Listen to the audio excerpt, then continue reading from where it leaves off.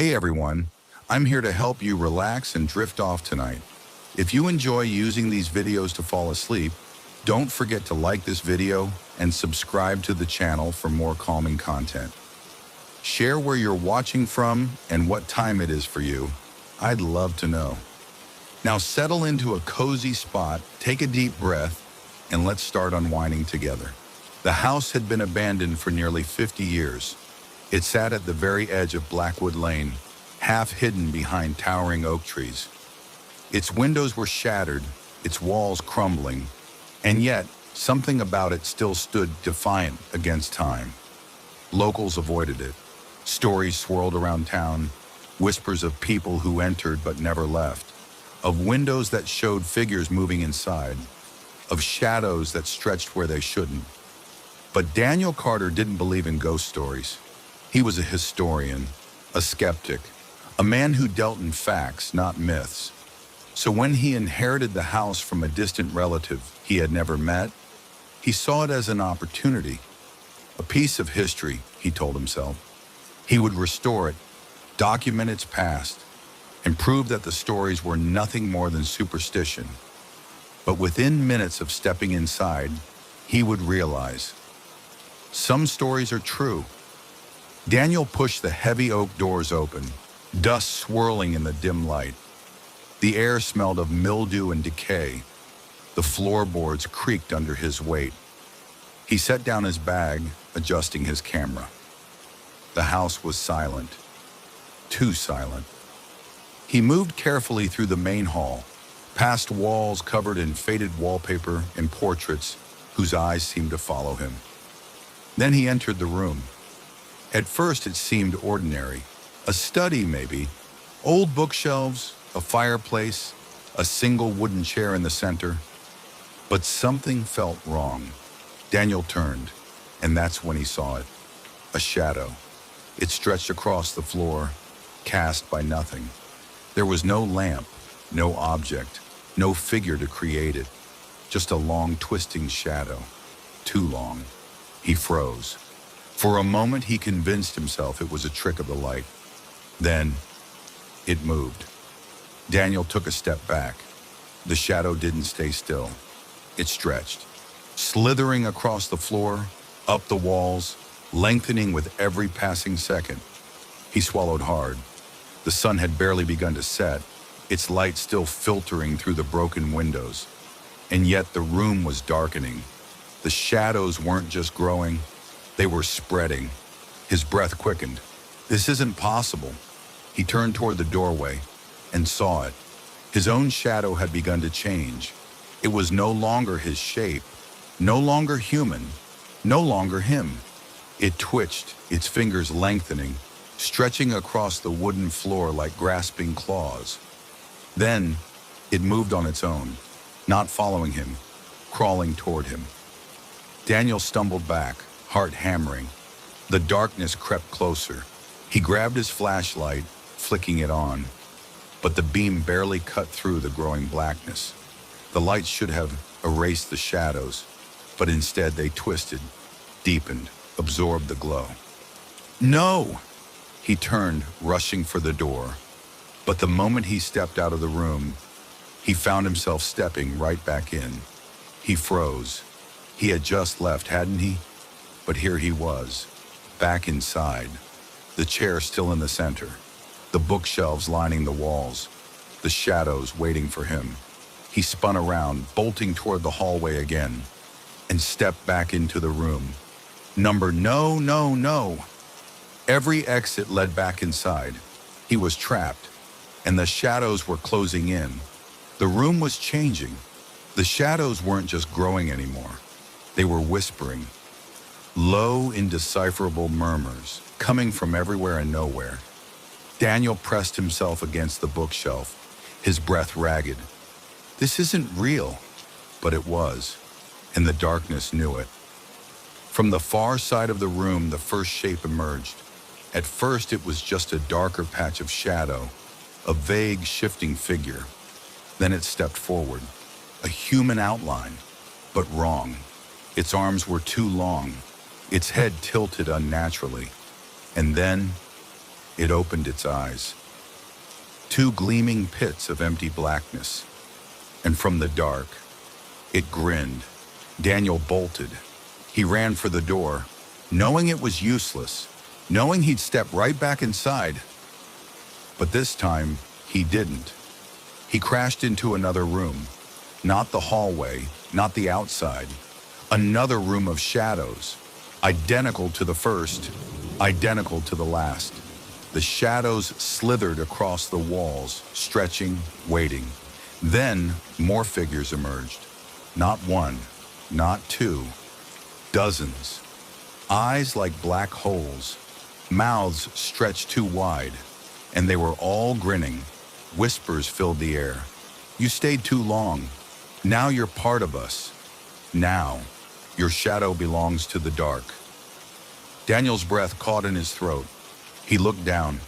His own shadow was no longer attached to his feet.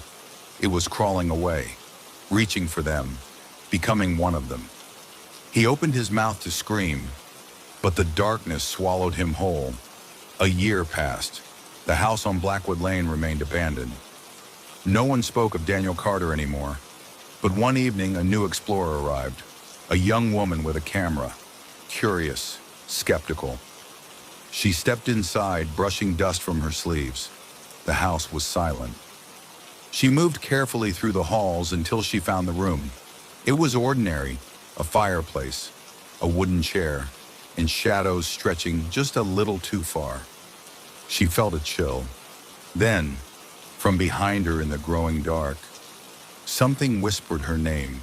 The lighthouse stood alone on the edge of the world. Perched on the rugged cliffs of Black Hollow Isle, it had watched over the sea for nearly 2 centuries. Its beam cut through the endless fog, warning ships away from the treacherous rocks below. But no one lived there anymore. No one had for years, except for the keeper, and no one remembered his name. Nathan Holloway had arrived at the lighthouse 6 months ago. He didn't remember how or why, only that he had woken up inside the stone tower, the roar of the sea outside, and a single thought in his mind: I have a job to do. The routine was simple. Every evening, as the sun bled into the horizon, he climbed the spiraling stairs to the lantern room. He lit the great lamp, and as the golden light stretched across the ocean, something strange always happened. The fog would part, and memories would appear in the beam. Not his own, not always human, but memories nonetheless. And some things were meant to stay forgotten. Nathan's first glimpse into the past had been a quiet thing, a ripple in the air, barely noticeable. He had been adjusting the lens of the great lamp when the beam flickered.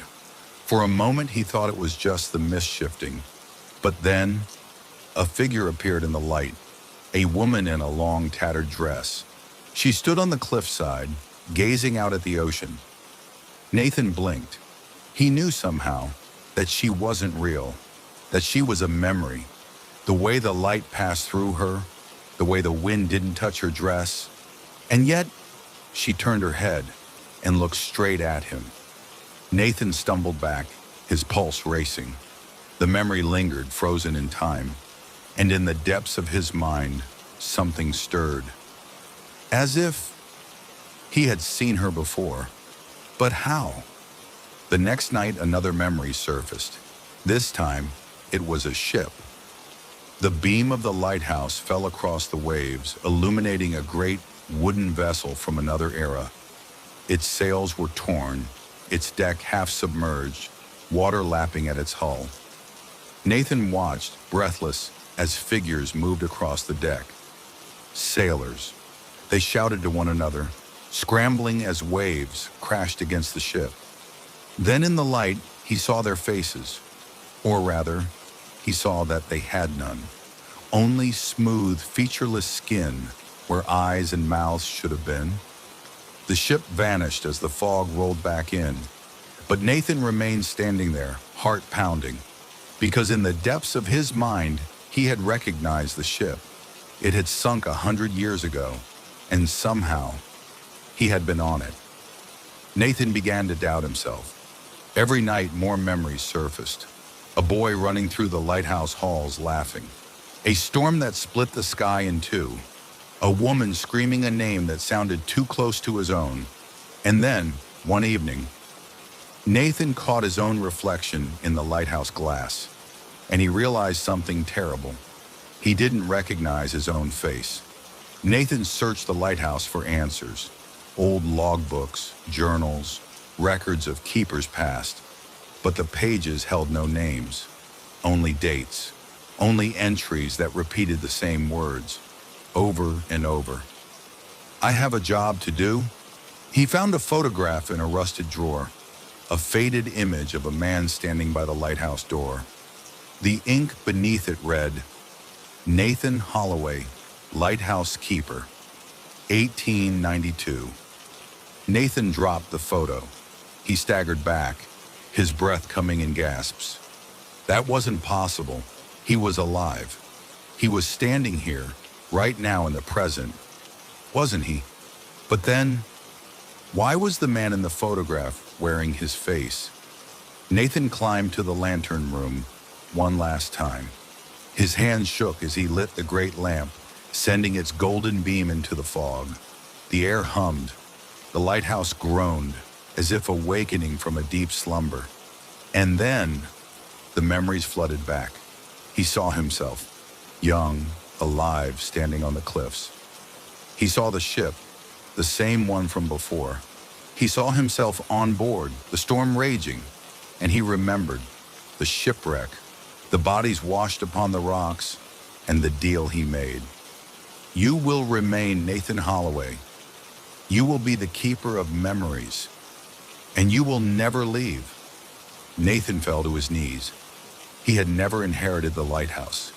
He had always been here, for over a century, watching, remembering, trapped. And as the lighthouse shone through the endless mist, it would continue to shine on all that had been forgotten, even him. The grave sat at the farthest edge of Black Hollow Cemetery, where the trees grew thick and the ground always felt too soft beneath your feet. No one knew whose body lay beneath the cracked, weather-worn tombstone. The inscription had faded long ago, the name lost to time, but everyone in the town of Ravenshire knew the legend. At the stroke of midnight, the grave bleeds. A trickle of red, like fresh blood, seeps from the cracks in the stone. Some say it belongs to a murdered soul crying for justice. Others whisper that the person buried there was never truly dead. No one dared to stay long enough to find out, until Daniel Mercer came to town, and he didn't believe in legends. Daniel was a historian, a man of facts and evidence. He had spent years debunking ghost stories, unraveling small-town superstitions. So when he arrived in Ravenshire to research its history, he was immediately drawn to the legend of the Bleeding Grave. A natural phenomenon, he told himself, something explainable. The locals warned him not to go near it. Some things are better left alone. But Daniel was not afraid of old stones and shadows. So on October 31st, when the town held its annual All Hallows Eve festival, he left the crowded streets and made his way to Black Hollow Cemetery to witness the legend for himself. The cemetery was silent. The festival sounds had faded, leaving only the whisper of the wind through the dead trees. Daniel followed the narrow path, the moonlight barely breaking through the fog. Then he saw it, the grave. It was older than the others, its stone cracked, almost swallowed by the earth. He set down his lantern, checked his watch. 11:59 p.m. He waited. The wind died, the air grew heavy, and then, as the final chime of midnight rang through the town, a single drop of dark red liquid trickled down the stone. Then another, and another, until the grave was weeping. Daniel's breath caught in his throat. He knelt, reaching out with shaking fingers. The liquid was warm, too warm. His mind raced. Condensation mixed with iron-rich soil? Underground roots excreting sap? But as he leaned closer, he noticed something else. A sound, low, muffled, like crying, coming from beneath the ground. Daniel stumbled back, his heart hammering. It's an illusion. It's just the wind. Then the grave shifted. The earth moved. A hand, pale, skeletal, covered in fresh blood, burst from the dirt, and Daniel realized something beneath the grave was trying to get out. Daniel scrambled backward as the hand clawed at the ground, dirt crumbling around it. His lantern flickered, casting long shadows over the grave. And then, the inscription on the tombstone changed. The faded, unreadable letters burned red, reshaping before his eyes. A name appeared. Daniel Mercer. His own name. The blood ran colder than the night air. Daniel's head spun. His own grave. But he wasn't dead. Was he? He turned to run. But the cemetery was different. The trees loomed taller, their branches twisted like grasping hands. The path he had taken was gone, and the grave, the thing beneath it, was pulling itself free. The figure rose from the grave, its body wrapped in tattered burial cloth, blood leaking from its empty eye sockets. And when it spoke, it was his own voice. You left me here. You buried me. You forgot what you did. Memories rushed back, flashes of a stormy night, of shovels digging into wet soil, of a man's hands, his hands dragging a body into a shallow grave. Daniel gasped. Number, that's not me. That's not... But the truth unraveled like an old wound. He had been here before. Long ago, he had been the one to spill the blood.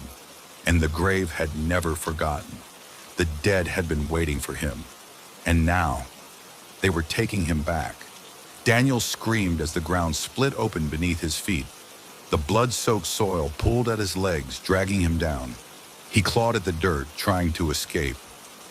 But the hands of the forgotten dead reached for him, their fingers cold as the grave. The lantern flickered. The trees bent forward, their branches twisting into shapes like watching eyes. And as the last stroke of midnight faded, the grave sealed shut. The cemetery fell silent once more. The blood dried on the stone, and the name carved into it was gone. It was the kind of shop you never found twice. Tucked away in a narrow alley between two buildings that shouldn't have had space for it, Fenwick's Emporium of Forgotten Things sat beneath a sign so faded it was barely legible. Eleanor Reed had never seen it before, despite living in the city for 5 years. Yet one rainy evening, as she wandered the streets looking for shelter, she stepped through its old wooden door without thinking. The bell overhead let out a sound too deep for such a small thing, almost like a whisper. The shop smelled of aged paper, candle wax, and something metallic. Shelves lined the walls, crammed with peculiar objects. Books with no titles, dolls with eyes that followed you, mirrors that reflected things that weren't there, and in the very center of the room, atop a velvet cushion, sat a music box. It was small, made of dark wood with silver inlays that swirled like constellations. A tiny brass key protruded from its side. Elena felt drawn to it. "Go on," a voice rasped. She turned to see an old man hunched behind the counter, his gaze shadowed beneath his hat. "Take a closer look." Elena hesitated, then reached out and touched the cool metal lid. The moment her fingers brushed it, a shiver ran up her spine. And in the silence of the shop, the music box began to play. All on its own. And the sound was not from this world. The melody that spilled from the music box was like nothing Elena had ever heard. It was haunting and beautiful, filled with notes that shouldn't have existed. It felt too deep, too vast, like listening to the wind on an alien planet or the echoes of a dream slipping away. The room dimmed, the shop stretched, shadows moved where there should have been none. Then a whisper. Help us. Elena snapped the lid shut. The music cut off instantly, and the shop snapped back to normal. The old man watched her carefully. You heard it, didn't you? He murmured. Elena swallowed. What was that? The old man sighed. A song from somewhere else. He pushed the box toward her. And now you must return it. Elena stared. Return it? Where? The old man gave a sad smile. To where it came from, of course. To the world it belongs to. And before she could protest, he whispered, Good luck. Then, the floor vanished beneath her. Elena fell. Not down, not up, just away. The world blurred, colors shifting, sounds stretching, and then she landed. Not in Fenwick's shop, not even on Earth, but in a world bathed in silver light, beneath a sky that sang. Elena gasped, staring at the strange, crystalline landscape. The ground beneath her was smooth, like glass, yet soft beneath her feet. In the distance, towering structures hummed, pulsing with light. And the air was filled with the echoes of the song from the music box. A voice, breathy, unearthly, whispered, You brought it back.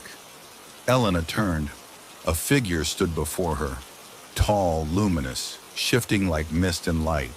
Its eyes were voids of endless stars, and though it had no mouth, she felt it smile. The melody belongs here, it whispered. Elena hesitated, then slowly lifted the music box. The silver inlays on its surface glowed, pulsing in time with the song in the air. She placed it on the smooth ground, and the world sighed. A ripple of music and light spread outward, restoring something unseen. The figure tilted its head. One has been returned, but others still wait. Before Elena could ask what that meant, the world dissolved, and she was falling again. When Elena opened her eyes, she was somewhere new. This world was dark, not empty, just wrong. The sky had no stars. The trees were hollowed husks, and beneath her feet, the ground was covered in cracks that oozed shadow. The air was silent, utterly, terribly silent, until the music box began to play, and the silence screamed. Figures rose from the darkness, tall, thin, wrong. They moved like broken puppets, their limbs bending at odd angles. They had no faces, only holes where eyes should be, and they were listening to the song, to the melody that did not belong here. One of them lurched forward, tilting its head at Elena. Then it spoke, though it had no mouth. The stolen song has returned. Elena's pulse thundered. The music box glowed, its silver inlays pulsing. And for the first time, she realized it wasn't just playing music. It was playing a piece of each world, a fragment of something long lost.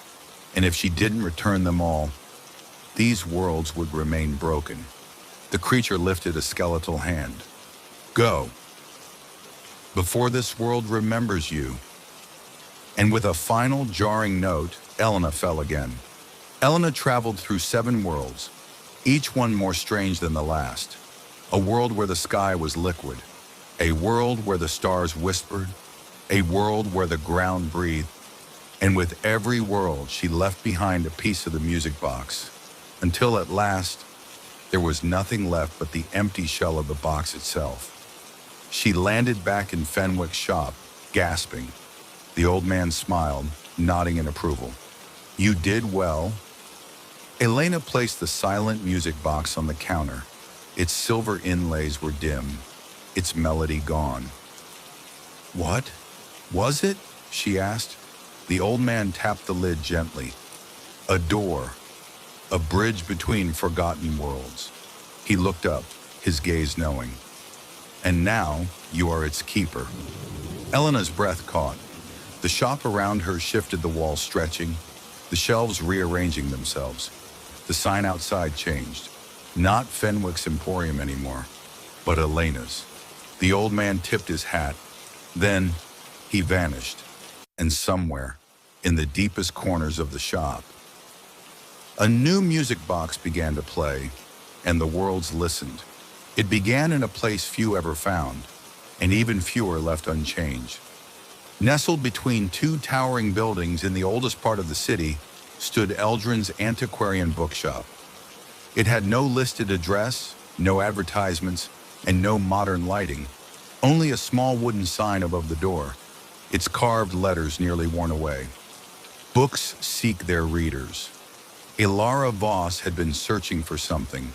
She wasn't sure what, only that a restlessness had crept into her bones, an itch in her mind that could only be scratched by words long forgotten.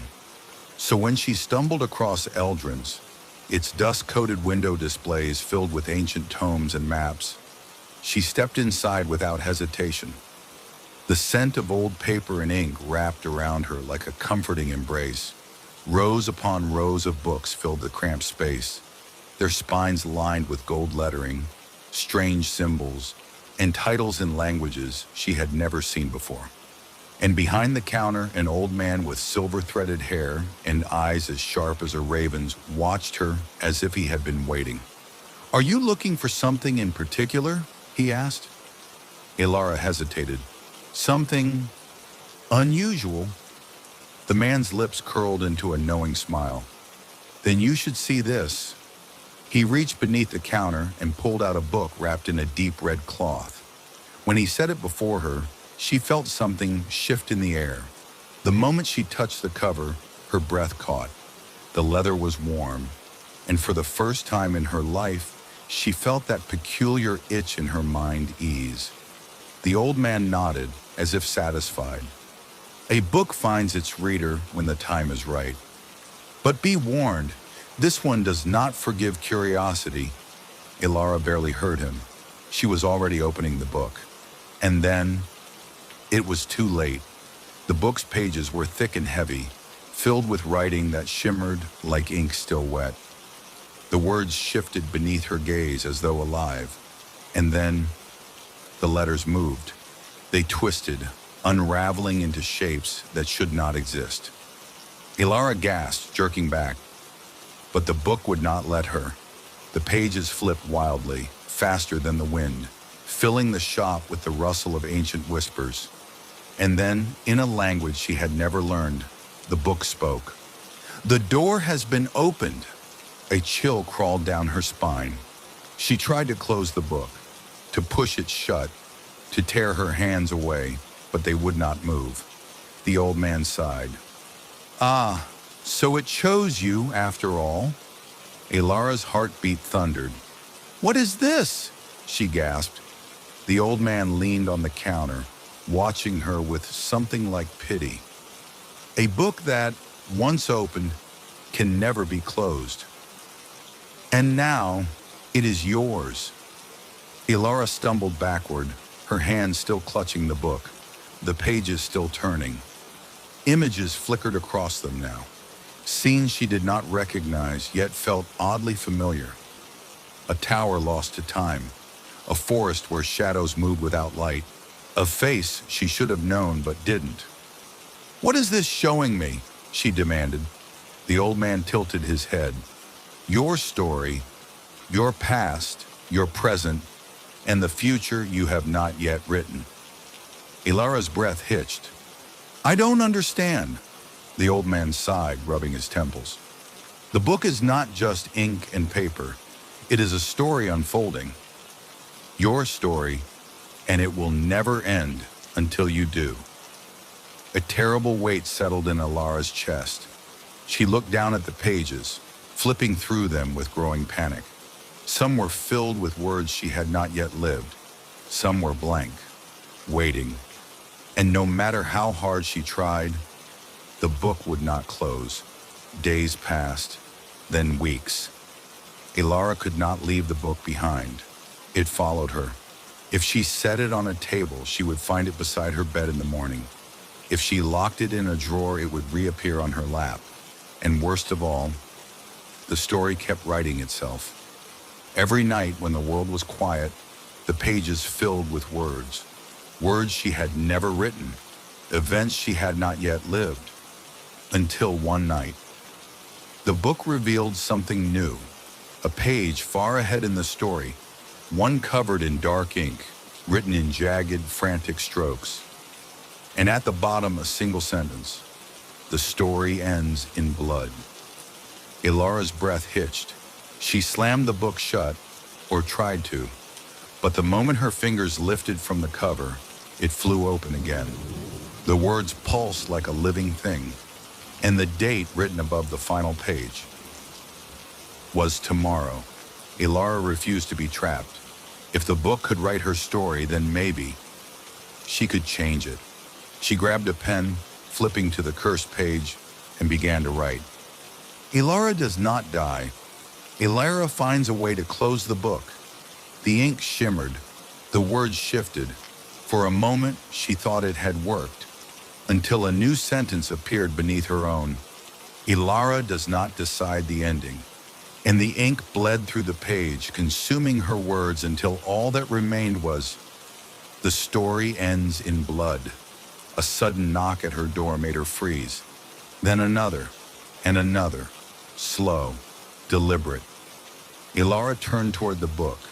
The pages flipped, stopping on an illustration of her front door and the shadow standing behind it. The knocking grew louder, and the book whispered, "The final chapter begins." Ilara ran. She grabbed the book, tore through the streets, and found herself standing in front of Eldrin's. The old man was waiting. His eyes landed on the book, then on her. "Ah," he murmured. "You understand now?" Ilara gasped for breath. "How do I stop this?" The old man shook his head. "You don't. A story must have an ending. But it does not have to be this one." He gestured toward the book. "If you want to change the ending, you must finish the story." Ilara's fingers tightened on the cover. She understood. She lifted the pen and wrote one final line. "The book closes." The words shuddered. The book trembled. And for the first time, the pages stopped turning. Slowly, hesitantly, the cover began to close. And as it did, the shadow behind her door vanished. The story had ended, and Ilara was free. Or so she thought, because the book still remained, waiting for its next reader. No one knew how old the Evershade Forest was. It had been there before the first settlers arrived, before the towns were built, before the roads were paved. The trees stood impossibly tall, their trunks thick and ancient, their branches heavy with leaves. Leaves that never withered, never browned, never fell. Autumn passed, winter came and went, spring breathed life into the world, and summer warmed the land. But in Evershade, the leaves remained, always green, always still, as if time itself had forgotten to touch them. The townsfolk whispered stories, that those who entered never came out, that the trees could speak, that something in the heart of the forest was watching. Of course, no one truly believed the tales. No one except Avery Hale. And she had a reason to, because 12 years ago, when she was only 6 years old, her brother went into the forest and never came back. Now at 18, she was finally ready to go after him. Avery stood at the tree line, staring into the dense green abyss before her. She clutched the worn leather journal in her hands, her brother's journal. It was the only thing he had left behind, found near the edge of the forest the morning after he vanished. The final entry was unfinished, ending in a single sentence. The leaves do not fall because the forest does not let go. A chill ran through her as she traced the ink with her fingers. "I'm coming, Jake," she whispered. Then without another word, she stepped forward, and the forest swallowed her whole. The deeper Avery walked, the heavier the silence became. Not the silence of emptiness, but the silence of something waiting. There were no falling leaves, no crunch of dead foliage beneath her boots. The air was thick with the scent of earth and rain, but there was something else beneath it. Something wrong. She glanced up. The leaves, lush and green, did not move. Not a single one. No matter how strong the wind blew, they remained perfectly still. Avery shivered. She flipped open her brother's journal, scanning the pages for something, anything that might tell her what lay ahead. And then she found it. A drawing, rough, hurried, ink smudged. It showed a tree unlike the others. Its roots were massive, twisting, forming something that looked almost like a door. And beneath it, Jake had scrawled, "The heart of Evershade, the place where the leaves are bound." Avery swallowed hard. If Jake had made it that far, maybe he was still alive. She pressed forward, and the trees closed in behind her. Hours passed, or maybe minutes. Time felt strange here, unmoving, like the leaves above. Avery's legs ached, but she didn't stop. Then, she heard it, a whisper, not in her ears, in her mind. "You should not be here." Avery spun, heart pounding. Nothing, just trees. But as she turned back, something moved, a shadow flitting between the trunks. Too fast, too tall, not human. Avery's breath hitched. She quickened her pace, gripping the journal like a lifeline. And then she saw it, the tree from the drawing, the heart of Evershade. It was massive, its bark dark as ink, its roots rising from the earth like grasping fingers. And at its base, a door, not wooden, not stone, but woven from twisting vines and tangled branches. Avery's pulse raced. She stepped closer, and the whisper returned. Turn back, but she didn't. She reached out, and the door opened on its own. The moment Avery stepped inside, the world changed. The air grew thick, heavy, buzzing with energy. She was no longer in the forest. Not really, because above her, instead of a sky, was a swirling mass of leaves, thousands upon thousands, suspended in midair, locked in place by something unseen. And in the center of it all, a figure, a boy. Avery's heart leapt into her throat. Jake! Her brother stood beneath the floating canopy, his face pale, his eyes distant, as if he had been here for years and seconds all at once. Avery! His voice was hoarse, as if it hadn't been used in a long, long time. Tears burned in her eyes. Come on, we have to go. But Jake didn't move. He just looked up, at the leaves above. I can't, he whispered. The forest won't let me. Then Avery saw it. The roots curled around his ankles, tight, holding him in place, like he had become part of the forest. And overhead, the leaves quivered. For the first time they moved, not falling, but reaching downward toward her. Avery lunged forward, grabbing her brother's arms, trying to pull him free. No, Jake gasped. You don't understand. The forest shuddered, the air turned to whispers, and the trees spoke. The leaves do not fall because we do not let go. Avery's vision blurred. The leaves overhead rippled like water. And suddenly, she understood. The trees were not just trees. The leaves were not just leaves. They were memories, people, every soul the forest had ever claimed, trapped, held, never falling, never fading, never free. Avery's hands trembled, her brother's face twisted in pain. Avery, if you want to save me, you have to break the forest's hold. She looked up, at the sky of leaves, at the souls suspended above, and she knew what she had to do. She took a deep breath and whispered, let go. And for the first time in eternity, a leaf fell, then another, and another, and the forest screamed. The roots around Jake's ankles snapped. The swirling leaves descended, raining down like autumn's first breath. And as they touched the earth, they vanished, one by one, fading into mist. The whispers faded, the trees stilled, and the forest let go. Avery clutched her brother, gasping. "Did it work?" she whispered. Jake looked around. Then, for the first time in 12 years, he smiled. The leaves are falling, and somewhere, deep within the evershade, the trees began to weep, because for the first time in forever, autumn had finally come. They said the garden had been dead for over a century. No one tended it. No one walked its stone pathways. Yet under the light of the full moon, the flowers bloomed. At least that's what the story said. Lillian had never believed in myths.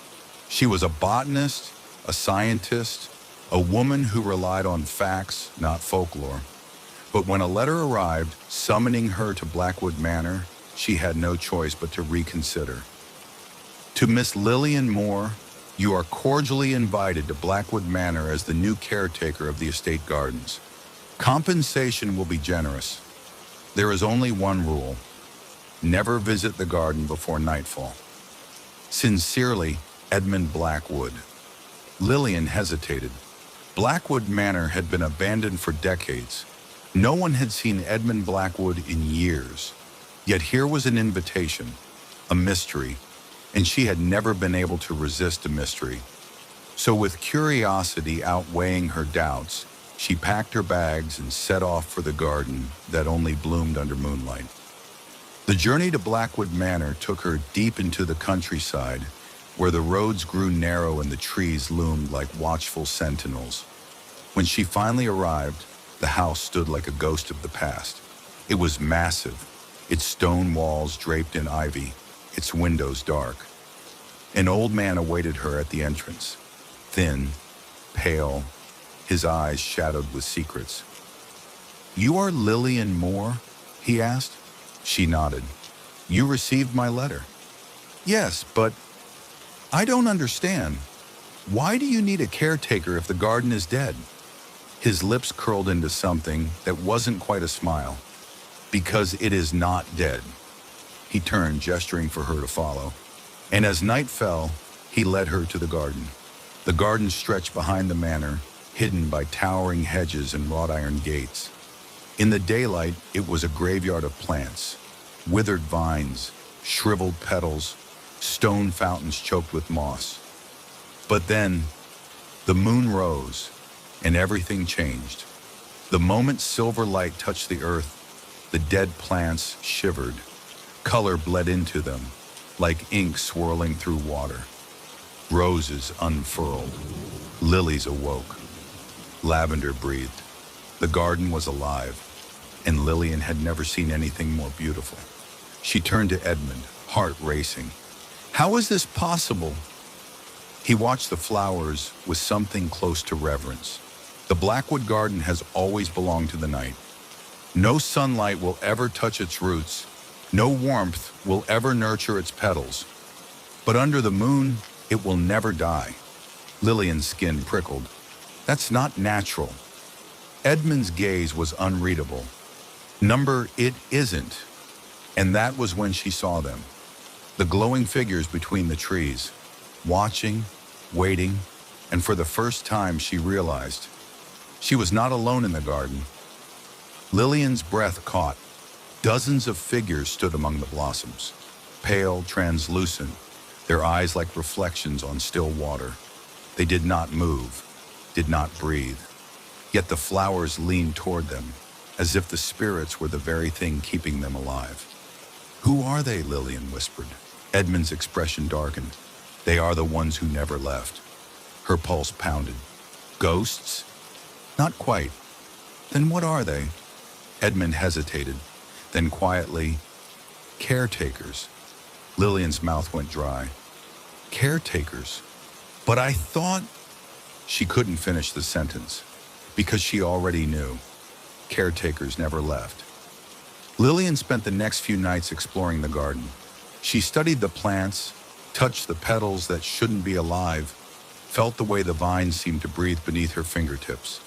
And all the while the spirits watched, she tried to ignore them, tried to focus on the science. But science could not explain why the flowers bled silver when cut, why the roots pulsed like veins, why she swore she could hear whispers in the wind. And then, one night, she found the grave.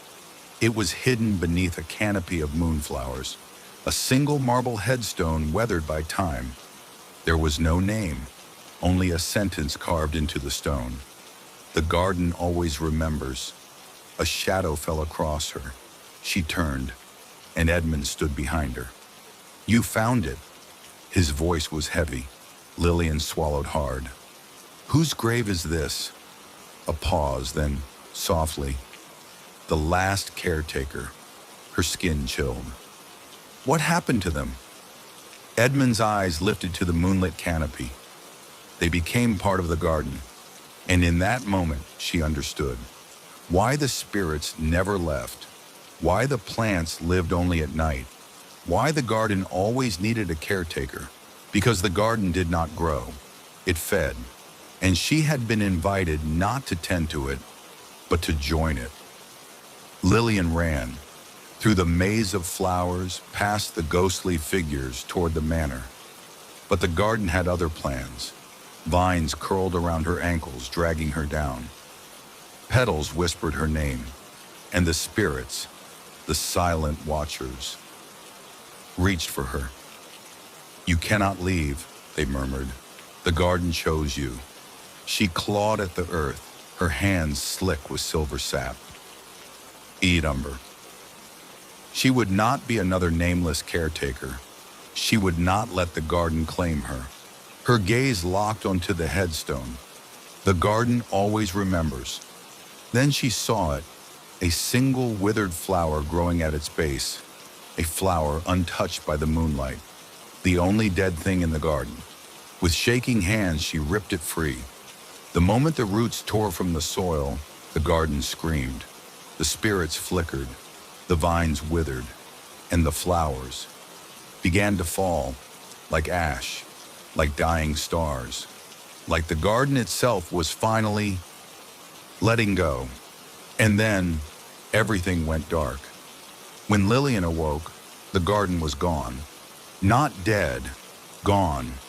The hedges, the flowers, the pathways vanished, as if they had never existed.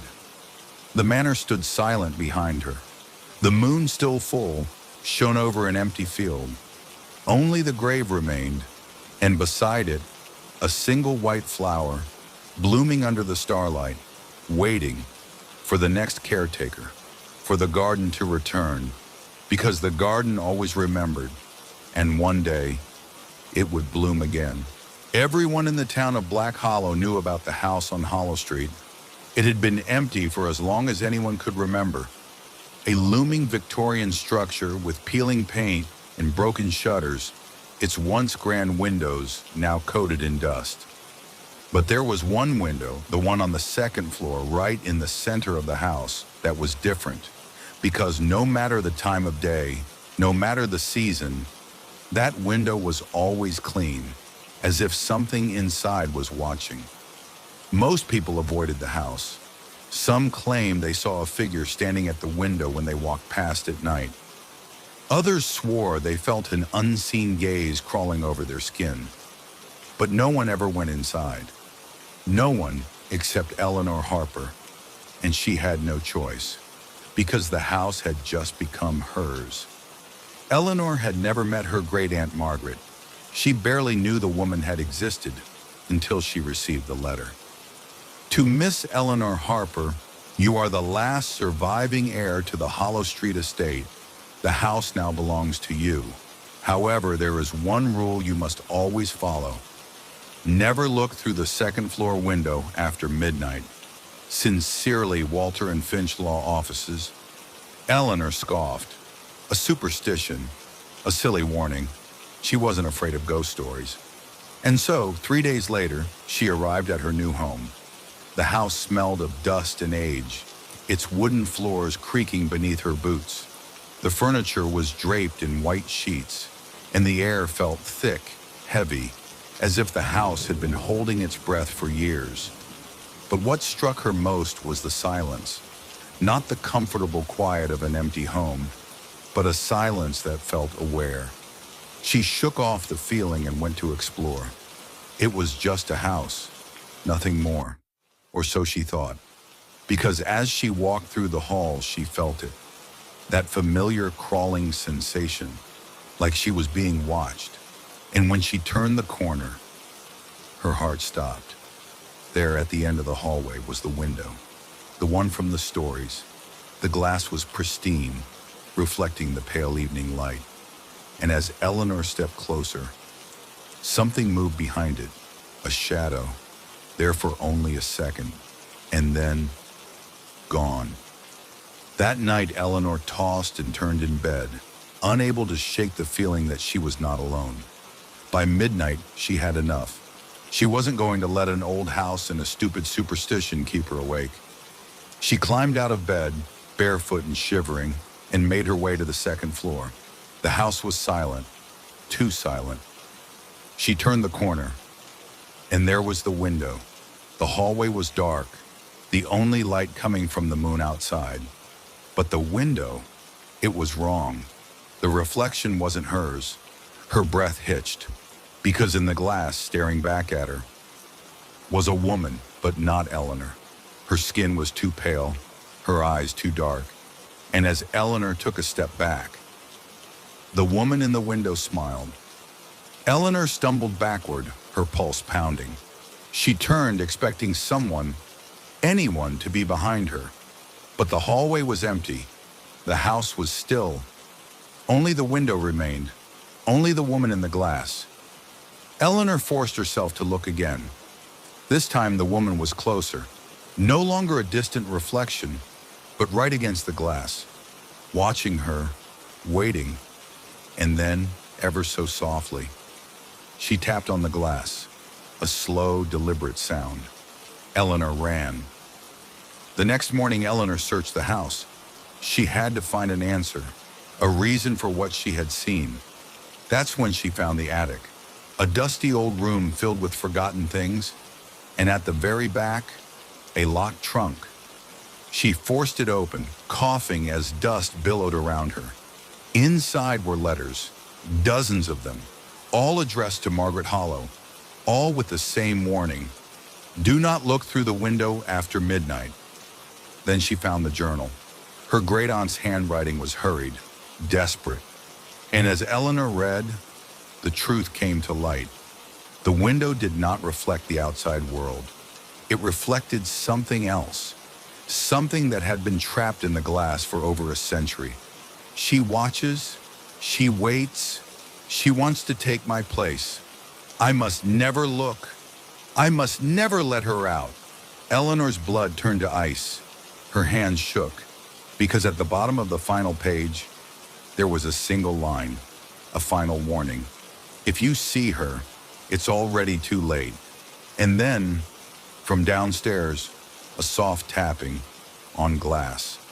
Eleanor froze. The tapping came again, slow, patient. She moved to the attic door, heart hammering. She could leave, run, never look back. But as she stepped forward, a voice whispered her name, not from the door, not from the walls, but from behind her. She turned and saw the attic window. The glass was no longer empty. The woman was inside it, not a reflection, not a trick of the light. Inside, and she was smiling. Then, the glass cracked, a small, jagged line, a line that should not have been there.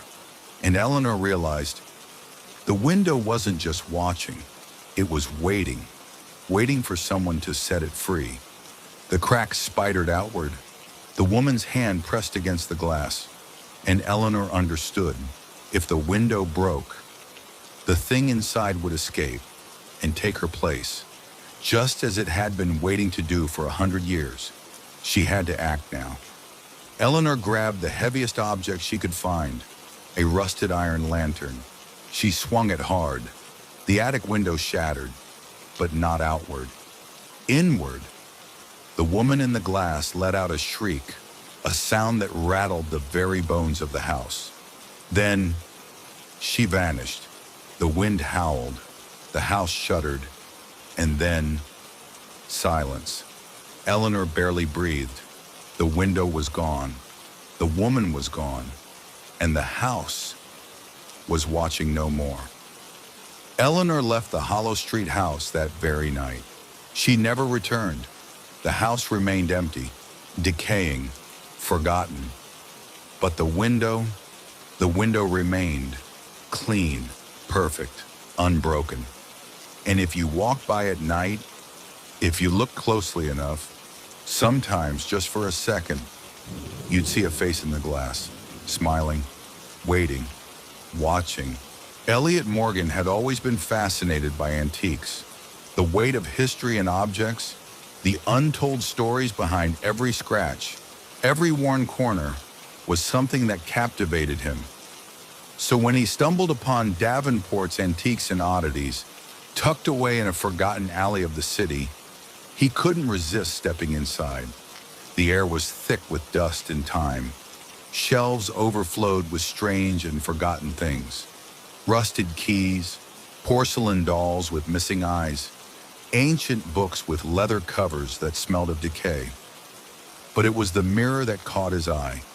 It stood tall and imposing at the back of the shop, its frame carved from dark mahogany, curling into grotesque faces and twisting vines. The glass was perfectly clear, almost too clear. And when Elliot stepped closer, the old shopkeeper, a frail man with clouded eyes, spoke in a voice like dry leaves rustling. "That mirror, it does not show what you wish to see." Elliot frowned. "What does that mean?" The old man exhaled slowly. "It reflects what you fear most." Elliot chuckled, shaking his head. "You mean, like, nightmares? Bad memories?" The shopkeeper's gaze hardened. "No." A pause. "It shows your truest, deepest fear, the one you don't even know exists, until you see it staring back at you." Elliot turned back to the mirror. For a moment, just a flicker. He thought he saw something move behind his reflection, but when he blinked, it was just himself. Still, his heart had started to race, and he didn't know why. That night, Elliot placed the mirror in his bedroom. He told himself he didn't believe the old man's warning.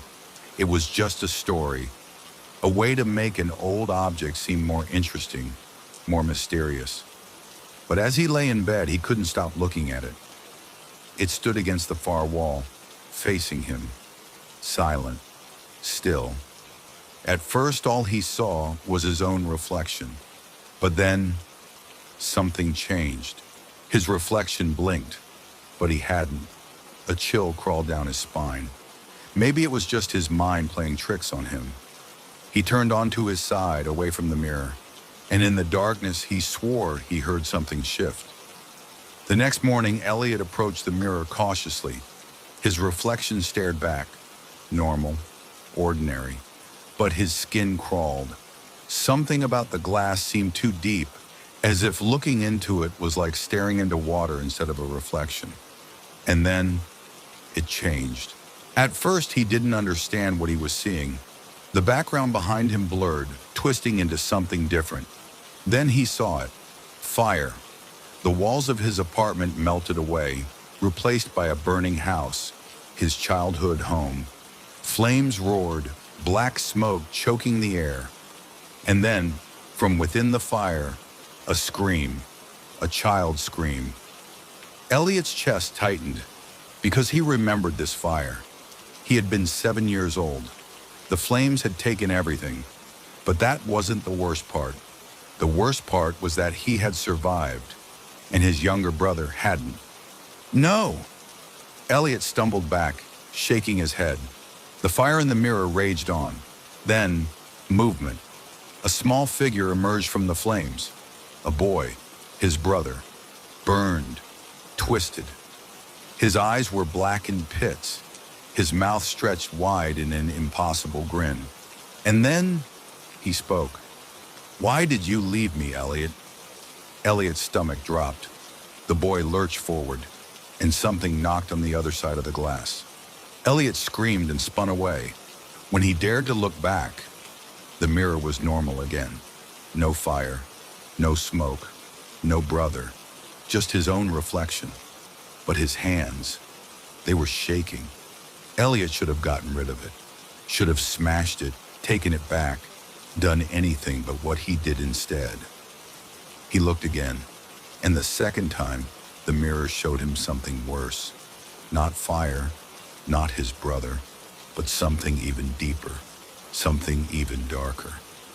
A hallway, a long, endless hallway, with hundreds of doors, and from behind each one, whispers, voices calling his name, voices of people he had forgotten, the girl he had bullied in school, the co-worker he had ignored when he saw them crying in the break room, the stranger he had walked past when they begged for help on the street. All of them, waiting, watching, whispering, "You don't remember us, but we remember you." Elliot felt sick because he knew the mirror was right. He had spent his life running, avoiding guilt, and now the mirror was showing him every moment he had tried to forget. The hallway stretched further, the whispers grew louder, and suddenly the doors began to open. Elliot screamed and punched the glass. The mirror shattered. Glass rained down. His breath came in ragged gasps, his body trembling. He looked at the broken shards on the floor. For the first time in days, he felt free. It was over. But then, a single shard moved. Elliot froze. It twisted, tilted upward, and in its surface, he saw a reflection. Not of his room, not of himself, but of the hallway, the endless hallway. And from deep within it, a door creaked open, and something stepped out. Something that looked exactly like him. And then from the shard, it smiled and whispered, "You broke the glass, Elliot. But you didn't break the reflection." Elliot's scream was the last sound he ever made. A week later, a woman named Julia Reynolds entered an antique shop. She browsed idly, running her fingers over old books, faded photographs, strange trinkets. Then she saw it, a tall mirror, its frame dark, its glass perfectly clear, almost too clear. The shopkeeper, a frail man with clouded eyes, spoke in a voice like dry leaves. "That mirror, it does not show what you wish to see." Julia smiled. "And what does that mean?" The old man exhaled slowly. "You will see soon enough." And as she stepped closer, her reflection blinked, but she hadn't.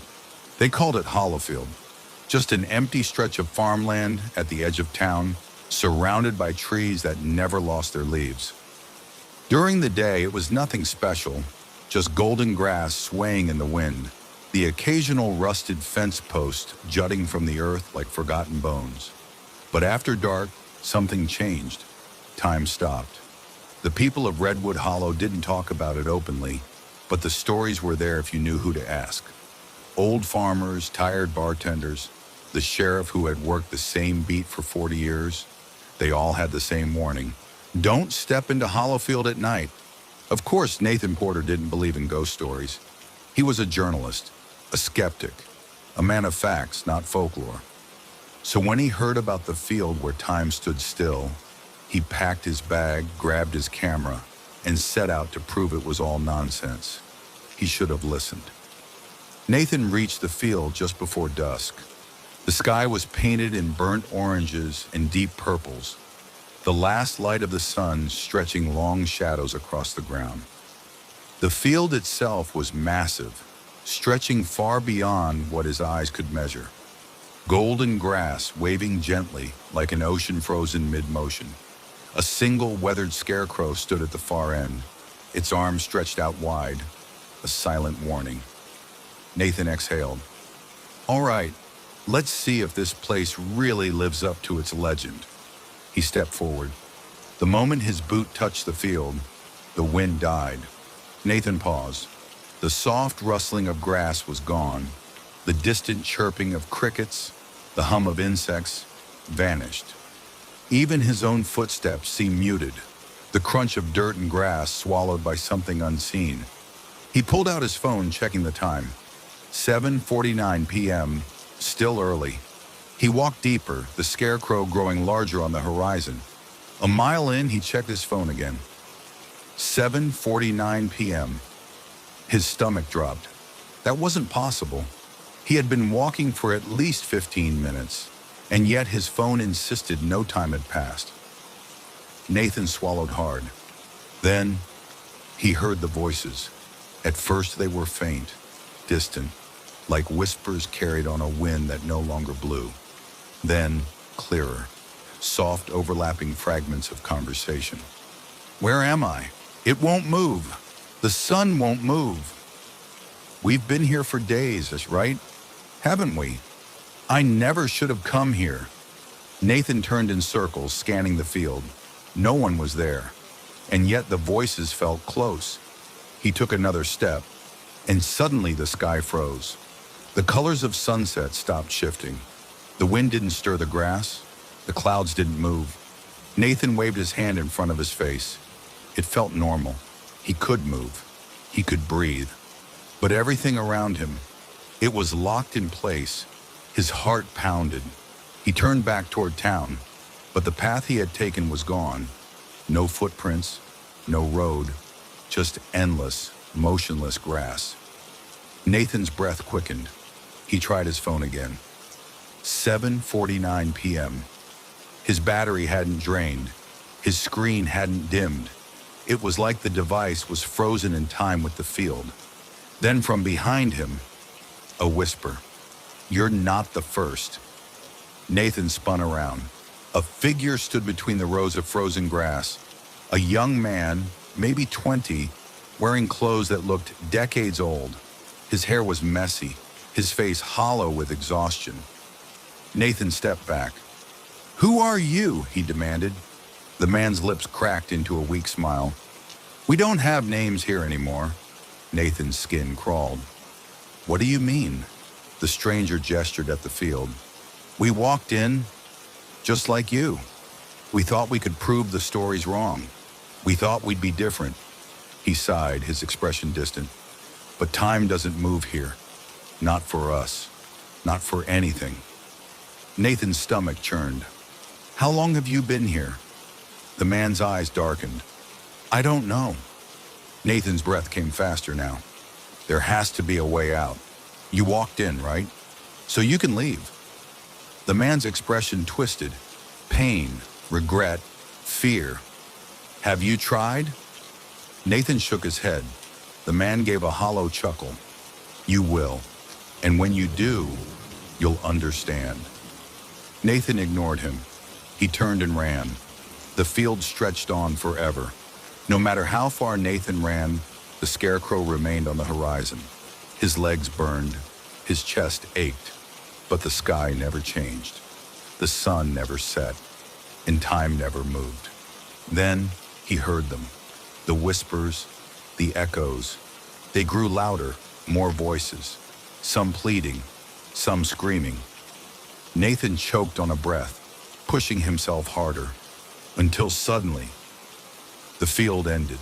Nathan stumbled, nearly collapsing onto the dirt road. His heart slammed in his chest. Wind howled past him. Insects buzzed. The night sky was dark. He gasped. He was out.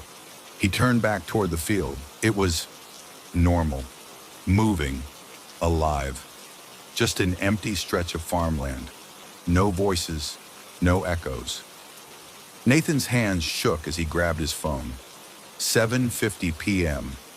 Only a minute had passed, and yet he had been inside for hours. He didn't question it. He just ran. Nathan never spoke about Hollowfield, never wrote about it. He moved away from Redwood Hollow, tried to forget.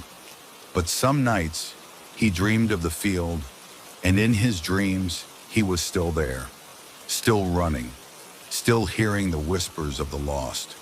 And every time he closed his eyes, the scarecrow was watching, waiting, for the next person who wouldn't listen, for the next fool who would step into Hollowfield and never leave. The trail wasn't on any map, at least not on any modern ones. Jason Miller stood at the base of Echo Peak, staring at the worn wooden sign nailed to a tree. Lost Man's Trail. Follow at your own risk. It was faded with age, the letters carved deep into the wood. No official markers, no mention on GPS, no reviews from hikers. Just a narrow dirt path leading into the dense trees, disappearing up the mountainside. Jason adjusted his backpack and tightened his boots. For years he had heard rumors about Lost Man's Trail, a path that no one could finish. Every story was the same. Hikers started up the trail, but always ended up right back where they began. No shortcuts, no side trails, no explanation. They walked for hours, sometimes days, but never reached the summit. No one knew why, but Jason was determined to find out. With a deep breath, he stepped onto the trail. And the moment he did, the forest went silent. The first mile was easy. The path wound through tall pines, the scent of damp earth filling the air. Sunlight streamed through the branches, casting shifting patterns on the ground. But something felt off. Jason couldn't quite explain it. There were no birds, no rustling in the bushes, no distant hum of insects. Just silence. His boots crunched against the dirt, the only sound in an otherwise dead forest. Then as he passed a large boulder covered in moss, he noticed something strange. The same boulder appeared again, 5 minutes later. At first he brushed it off. Maybe he was mistaken. But then, a fallen tree with a distinct split down the middle. Then, a twisted branch that looked exactly like a hand reaching for the sky. Then, the trailhead sign. Jason stopped dead in his tracks. He was back where he started. His pulse quickened.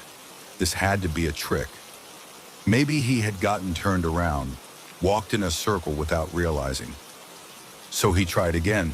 He walked faster this time, keeping his eyes fixed on the trail ahead. The boulder, the split tree, the twisted branch, the sign. Jason clenched his fists. Number no way. This time he ran. He sprinted up the path, pushing himself harder, ignoring the burning in his legs. Minutes passed, then an hour. Still, the boulder, the tree, the branch, and finally, the sign. He was right back where he started. Jason let out a shaky breath. It wasn't possible. He had walked miles up this mountain, and yet he was still at the bottom. The trail was trapping him, and he wasn't alone. A cold breeze stirred the trees, and with it, a whisper. Still trying? Jason's blood ran cold. The voice had come from behind him. Slowly he turned. Nothing. The trees stood still, their shadows stretching long in the dying light of evening. He swallowed hard.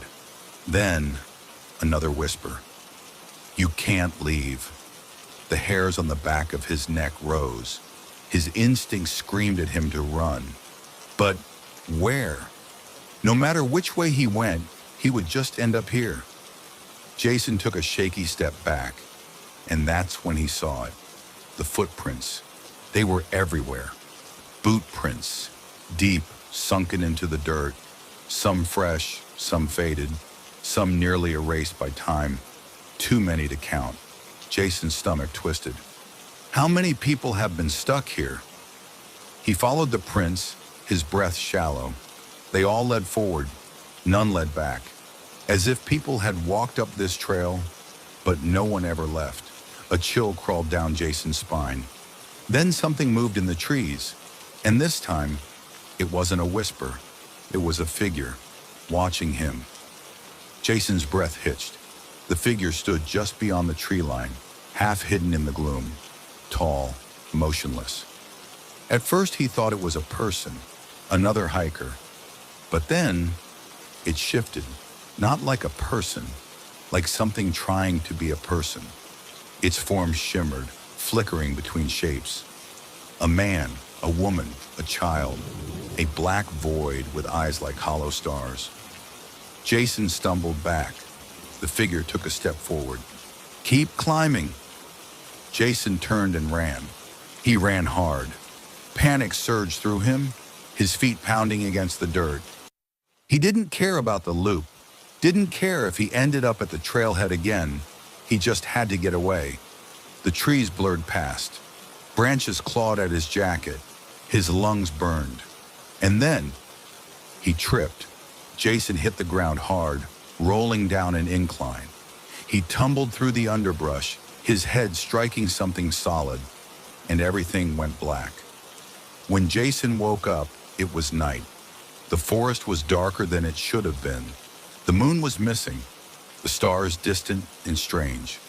He groaned, pushing himself up, and froze. He wasn't alone. They stood around him, dozens of them, men, women, children, the lost hikers. Their faces were blank, their eyes were empty, and they spoke in a single voice. "Keep climbing." Jason staggered to his feet. "Who are you?" he shouted. A man stepped forward, his own face. Jason's own reflection stared back at him. "We are you." The truth hit him like a punch to the gut. No one left Lost Man's trail. They just became part of it. And Jason was already fading. The next morning, a pair of hikers found an abandoned backpack near the trailhead sign.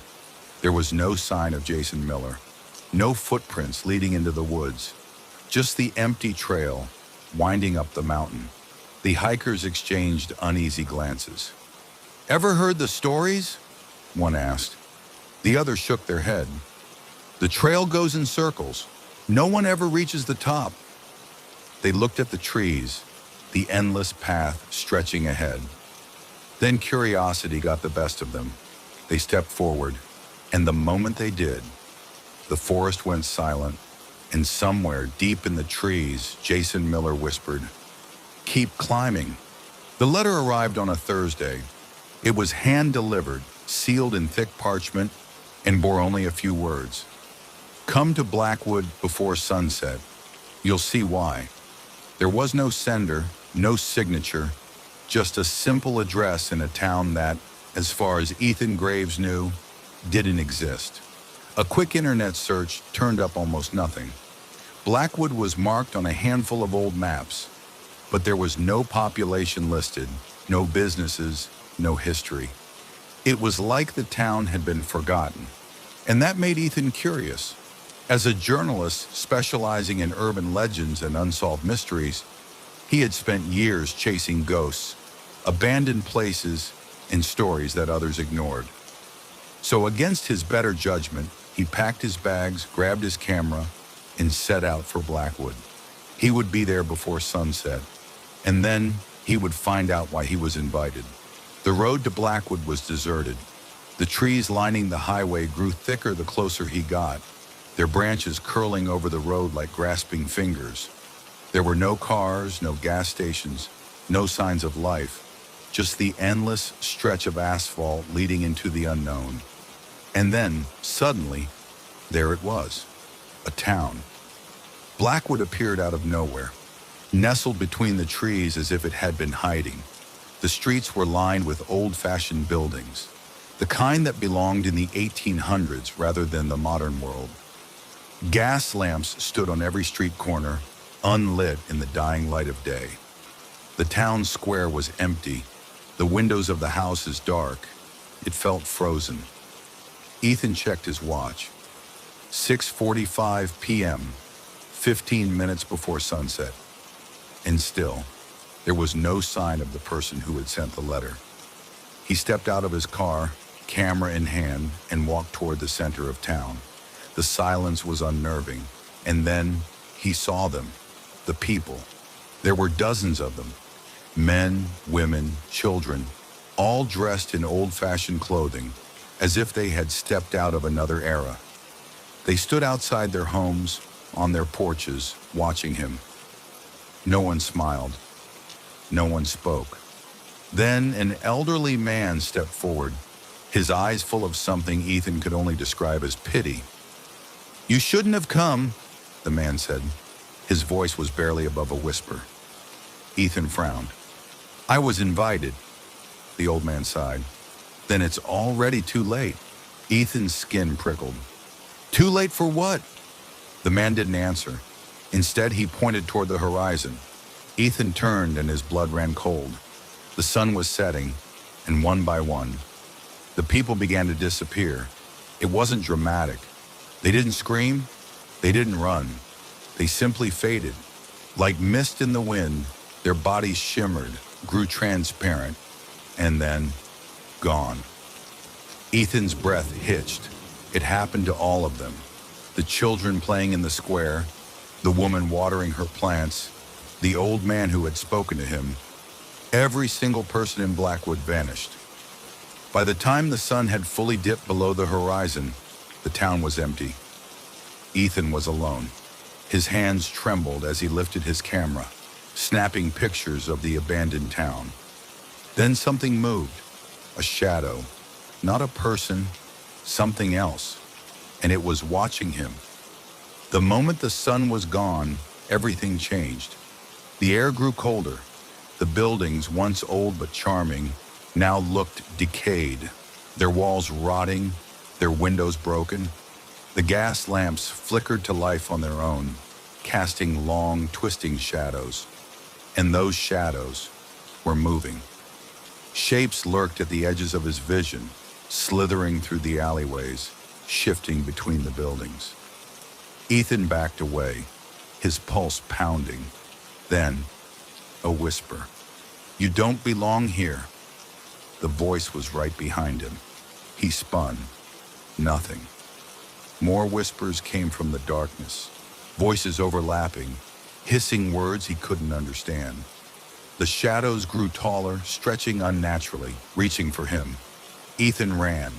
He sprinted to his car, fumbling for his keys. The Jeep's headlights cut through the darkness, revealing the road leading out of town. He floored the gas. The car roared forward. And then, the road was gone. It didn't end. It didn't curve. It was just gone, swallowed by endless blackness. His headlights shone into nothingness. Ethan slammed the brakes, skidding to a stop inches from the abyss. His stomach dropped. The town was trapping him. The whispers grew louder. Then, in the rearview mirror, something moved. A figure stood behind his car, tall, motionless, wrong. It wasn't one of the people he had seen before. This thing was shapeless, a dark, writhing mass that flickered in and out of reality, shifting like a broken reflection in water. And then it spoke. You were invited. Ethan's breath hitched. The voice wasn't human. It was layered. Too many voices at once. You wanted to know. Now you do. The figure stepped closer. You belong to the night now. Ethan's vision blurred. His thoughts scattered. His name, his past, his purpose. He was forgetting, like the town, like everyone before him. The next morning, Blackwood reappeared. The people stood on their porches, smiling, chatting, living their normal lives. And among them, a new face. A man stood outside the old newspaper office, dusting off a camera that no longer worked. His name, he couldn't remember. But that didn't matter, because Blackwood had a new resident. And when the next visitor came looking for the town, he would be the one to warn them, before they too disappeared at sunset. Miles away in another city, another journalist found a letter on their doorstep, a thick parchment envelope with a simple handwritten message. Come to Blackwood before sunset. You'll see why. And just like before, the cycle began again.